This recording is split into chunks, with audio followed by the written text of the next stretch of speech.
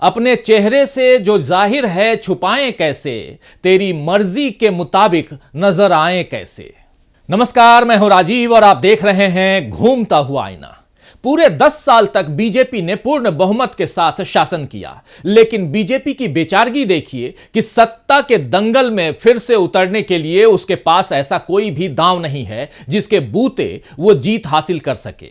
BJP के पास अब भी केवल राम मंदिर का ही मुद्दा है, जिसे अब पूरी ताकत के साथ भुनाया जा रहा है और फिर भी नहीं पता कि इसके बाद सत्ता का तिलक नसीब होगा या अरमानों की राख मिलेगी, क्योंकि इस बार का मुकाबला ऐसा होने वाला है जिसकी कल्पना कभी बीजेपी ने भी नहीं की होगी।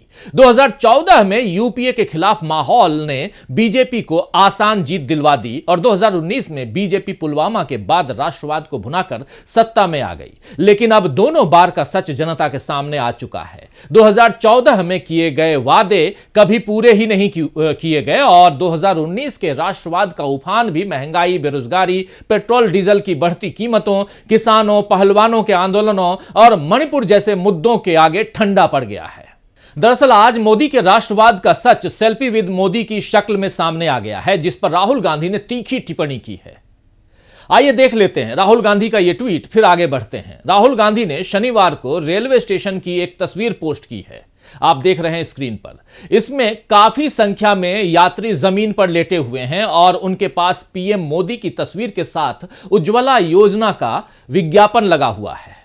राहुल गांधी ने इस ट्वीट के साथ महंगाई और बेरोजगारी पर सवाल उठाते हुए लिखा है कि गरीबों की सवारी, भारतीय रेल के हर वर्ग का किराया बढ़ाया गया, किराए में बुजुर्गों को मिलने वाली छूट तक खत्म कर दी गई, प्लेटफॉर्म टिकट के दाम बढ़ाए गए, निजीकरण के द्वार खोल दिए गए। जनता की मेहनत की कमाई से निचोड़ा जा रहा यह पैसा क्या सेल्फी स्टैंड बनाने के लिए था?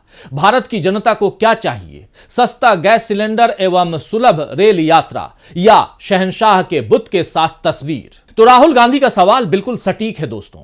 जनता को उसकी तकलीफों से मुक्ति चाहिए, लेकिन मोदी राज के 10 साल का हासिल यही है कि जनता को मोदी की फोटो के साथ सेल्फी खींचने का मौका मिला है और यह सेल्फी पॉइंट भी जनता के धन से ही बने हैं। आपको बता दूं कि जिस समय राहुल गांधी रेलवे स्टेशन की बदहाली की तस्वीर पोस्ट कर रहे थे, उसी समय मोदी अयोध्या में एयरपोर्ट और रेलवे स्टेशन समेत कई करोड़ के प्रोजेक्ट्स का उद्घाटन कर रहे थे।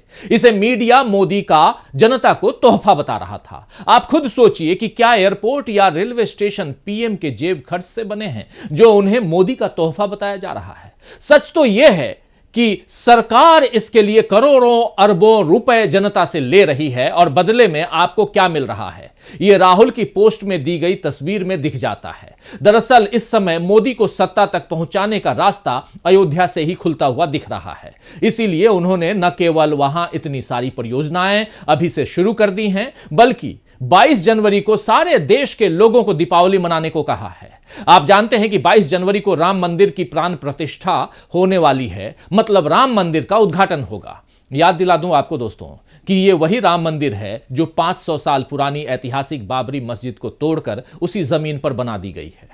देश की सर्वोच्च अदालत ने मस्जिद तोड़ने को गलत ठहराया था, लेकिन इस गलती की सजा अब तक किसी को नहीं दी गई है और यहां मंदिर भी कोर्ट के आदेश से ही बन रहा है। लेकिन इसका पूरा श्रेय नरेंद्र मोदी लेना चाहते हैं, क्योंकि उन्हें लगता है कि इसी से उन्हें तीसरी बार प्रधानमंत्री यानी कि पीएम बनने के लिए मिल जाएगा। बीजेपी की ख्वाहिश भी यही है कि किसी तरह 2024 में फिर से जीत मिल जाए तो फिर देश में वो और फेरबदल अपनी मर्जी से कर सके। मगर यह सब इतना आसान नहीं है दोस्तों, क्योंकि इस बार बीजेपी का मुकाबला कांग्रेस और उसके साथ खड़े 27 दलों से है।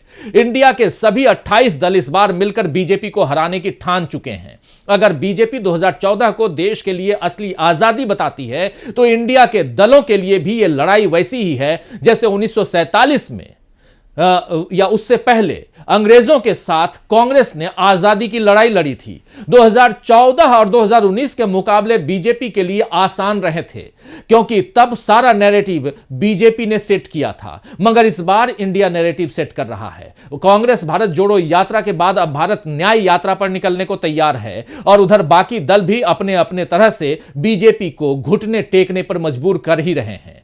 तो आइए दोस्तों, आज आईने की नजर से पड़ताल करेंगे कि क्या मुद्दों का अकाल करेगा बीजेपी को बेहाल, क्या बीजेपी की बेचारगी उसे दिलाएगी मात। लेकिन सबसे पहले देखते हैं कि किस तरह कांग्रेस ने बीजेपी को विपक्ष में बैठाने की कर ली है तैयारी। भारत जोड़ो यात्रा की शानदार सफलता के बाद अब कांग्रेस ने भारत न्याय यात्रा का ऐलान कर दिया है। खास बात यह है कि न्याय यात्रा की शुरुआत उसी मणिपुर से होने वाली है जहां मोदी अब तक जाने से डर रहे हैं।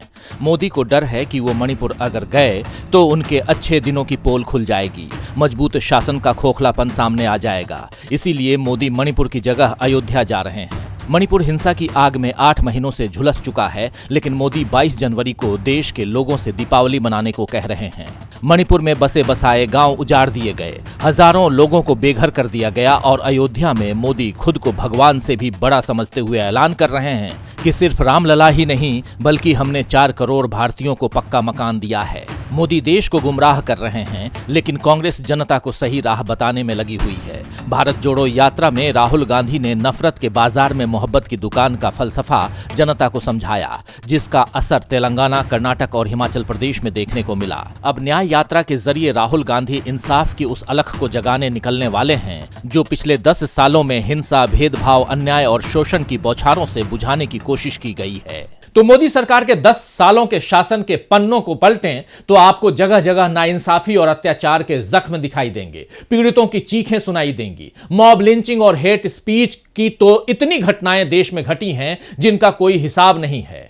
इसके अलावा शाहीन बाग का आंदोलन, किसान आंदोलन, नोटबंदी और लॉकडाउन के दौरान आम आदमी को हुई तकलीफ, परीक्षा की तैयारी और नौकरी के इंतजार में बैठे युवाओं की हताशा, उन्नाव, हाथरस, कठुआ, मणिपुर में महिलाओं पर हुए अत्याचार की भयानक कहानियां इन 10 सालों में दर्ज हुई हैं। महिला पहलवानों के साथ हुआ अन्याय, संसद पर नाराज बेरोजगारों का हमला, यह भी मोदी शासन की कड़वी सच्चाइयों को दिखाता है। कहने का मतलब यह है कि देश में अन्याय का प्याला लबालब भर चुका है और अब उसे खाली करने के लिए राहुल को न्याय यात्रा निकालना पड़ रहा है।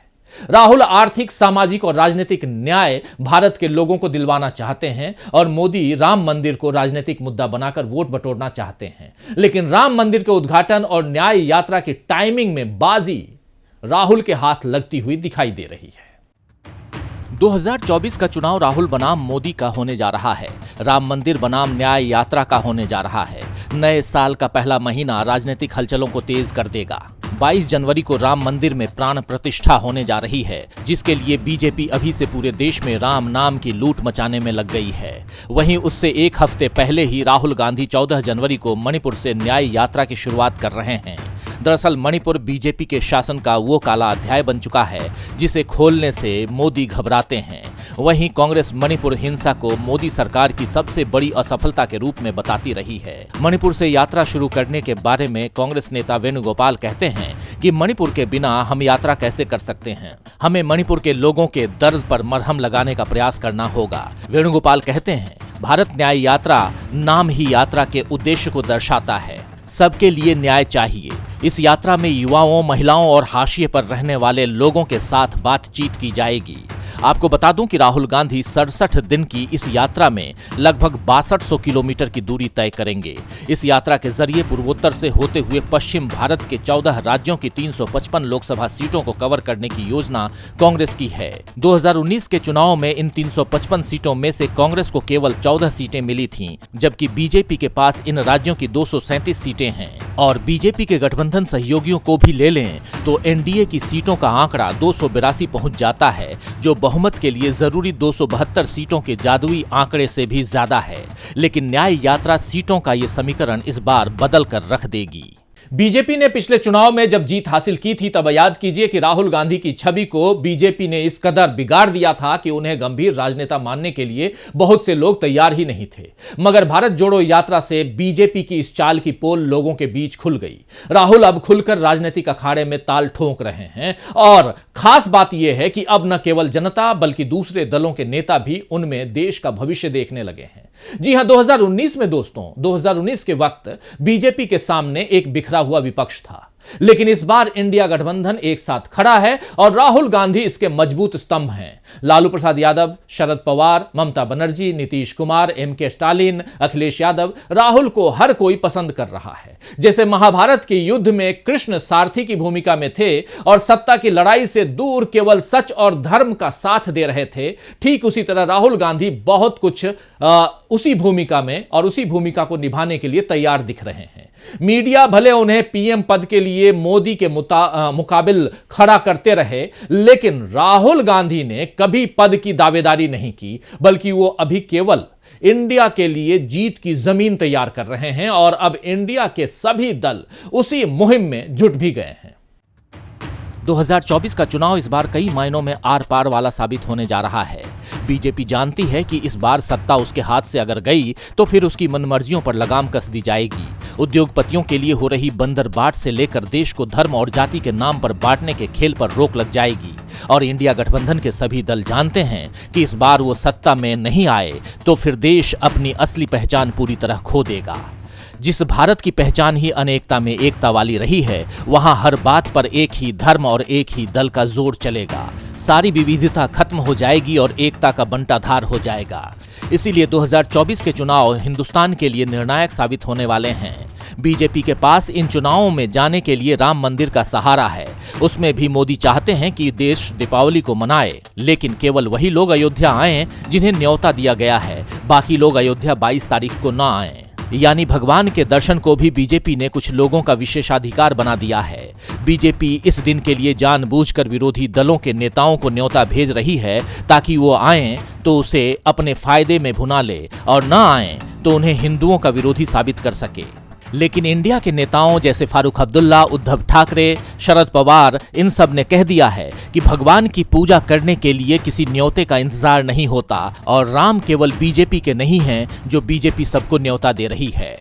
तो राम नाम की सीढ़ी चढ़ते हुए बीजेपी 2 सीटों से 300 पार सीटों तक पहुंच गई। पहले के 6 साल और अभी के 10 साल, यानी अटल बिहारी वाजपेयी के 6 साल और मोदी जी के 10 साल मिलाकर उसके पास अब 16 सालों का शासन हो गया है। लेकिन इसके बाद भी उपलब्धियों की कंगाली ऐसी है बीजेपी के पास कि बीजेपी को अब भी राम नाम पर ही वोट मांगने के उपाय सूझ रहे हैं। फिर से सत्ता में आने के लिए एक भी ऐसी उपलब्धि नहीं है बीजेपी के पास जिसे मोदी जी गिना सकें। 2014 से पहले सत्ता में आने के लिए मोदी कहते थे कि कांग्रेस ने 60 सालों में देश के लिए क्या किया। अब 10 साल बाद भी वो यही पूछ रहे हैं कि कांग्रेस ने 70 सालों में क्या किया। जनता भी देख रही है कि बीजेपी के खाते में मुद्दों और उपलब्धियों का दिवालियापन है, इसीलिए वो राम मंदिर को राजनीतिक हथियार बना रही है। लेकिन क्या राम भक्तों का ये देश अपने आराध्य के इस राजनीतिक इस्तेमाल को बर्दाश्त करेगा?